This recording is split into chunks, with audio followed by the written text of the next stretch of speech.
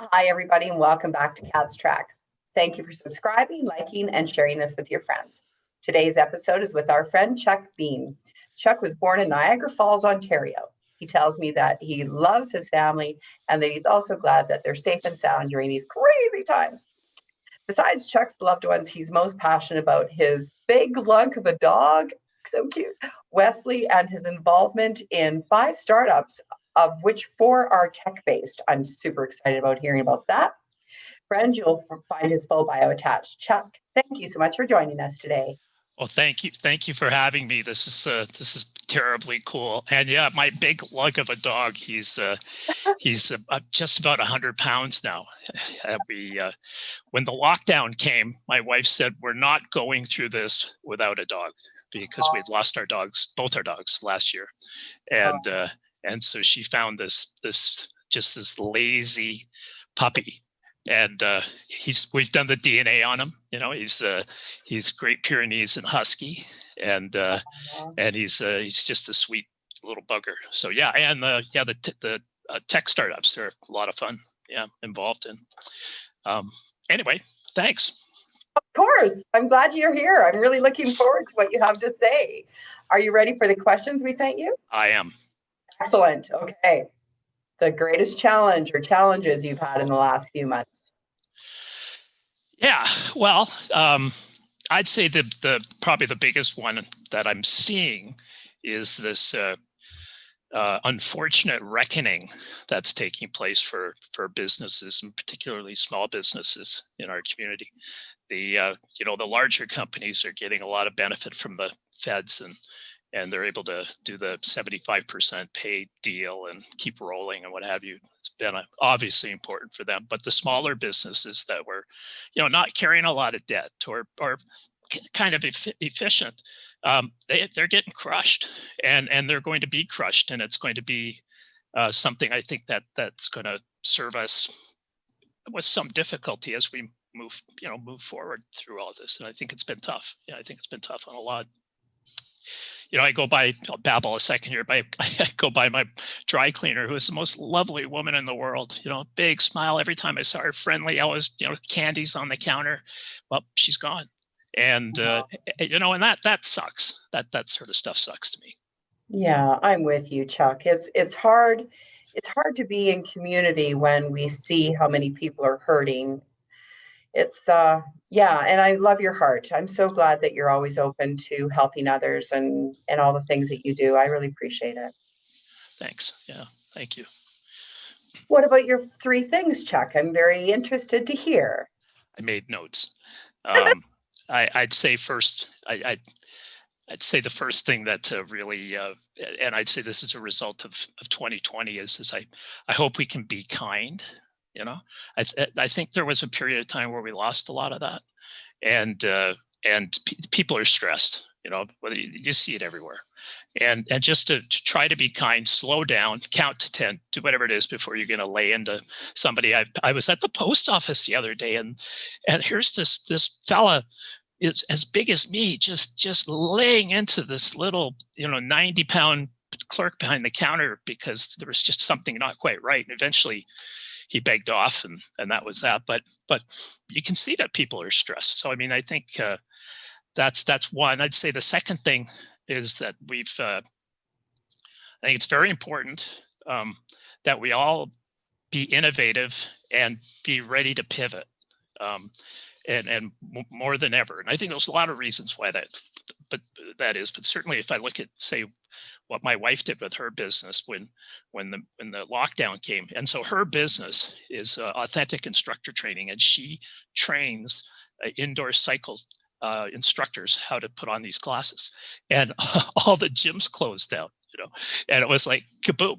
And so what did she do? She took it online, and she built out a program where people do the classes online, and then they go practice, and they send in a video, and she's created this community, and it just took off like wildfire. And I think also because people were looking to do something, which helps as well.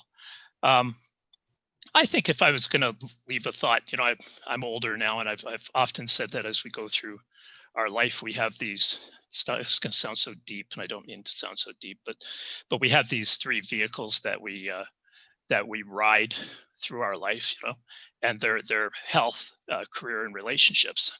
And I think a lot of people make the mistake of only focusing on one. Like, they focus on their career, boom, boom, boom, boom, boom, boom, boom. They hit 65, they separate from their career, and now what? They don't have any relationships, and their health is off. And so if you think of them like a bicycle almost, and we take care of each one of them, and we keep the air in the tires, and we look after them, and we keep maintaining them, I think we can have a really good experience, in life as we move through that, right? And there's this expression I learned when my dad passed away. It was that families don't create relationships; it's relationships that create families. And so, if you can kind of wrap your head around that and how important it is to have these relationships, yeah, I think those are my three. Yeah. Aw, that's very profound, Chuck. It reminds me of when my dad was alive, we had dadisms, we called them. And he used to say, you have to be a friend to have a friend.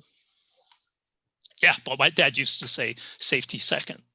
That's he, was, he, was, awesome. he was a farmer, and I can tell you just about anything he ever did, he did in some way, shape, or form unsafely, and yeah, it's an interesting way to live. Yeah. Yeah, well, they were mavericks, right? And Oh yeah, for sure. when the baler broke down in the middle of the day and you had to walk back, like maybe you needed a pair of nylons. Like they were so innovative, right? Oh my God, the stuff he used to do. You wouldn't believe it. Yeah, he set himself on fire accidentally once, and another time he they wanted to dispose of this old giant, inherited, farmhouse couch that was in the basement, and he called a disposal company, and they said they'd charge $100 to come and get it. So my mother went off to volunteer at the hospital. He snuck down there with the chainsaw, imagine, and cut it up with the chainsaw and took it upstairs and put it in the back of his pickup truck and took it out to the farm and burned it. And this thing had metal springs in it. I mean, that's that's pretty good awesome stuff. Anyway, yeah. I love it. That's good. Yeah, they were very different, those guys back then. Oh yeah, for sure. Yeah. Nice, good memories. How about in closing, Chuck, a good news story or legacy story or anything that you see on the horizon for opportunity?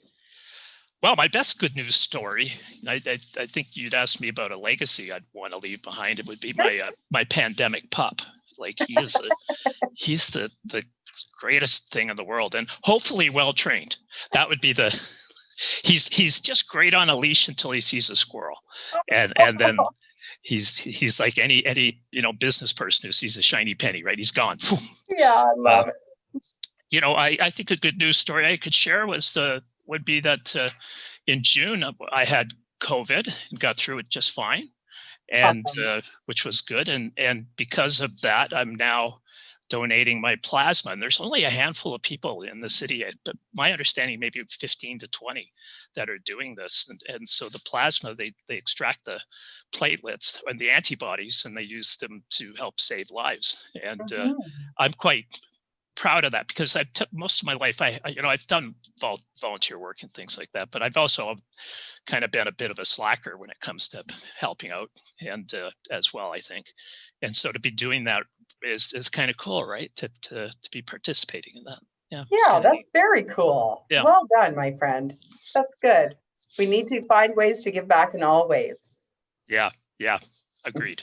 And they are so good down there. I mean, if I can speak on behalf of the Canada Blood Service, I mean, these people they're amazing. I agree. And then you get chips after. Yeah, I get the little sesame snacks, those ones I like, with the honey. Yep. The healthier choice. Well, there you go. Chuck, thank you so much for joining us today. I really appreciate it. Yeah, you bet. Keep up the good work with those tech companies, especially. Okay. Go, Chuck. Bye. Everyone, Chuck being a very cool leader here in Calgary. Check out all the cool startups that he's working on, especially tech. As you know, I'm very passionate about that. Thanks for joining us on Cats Track. We'll look forward to seeing you next time.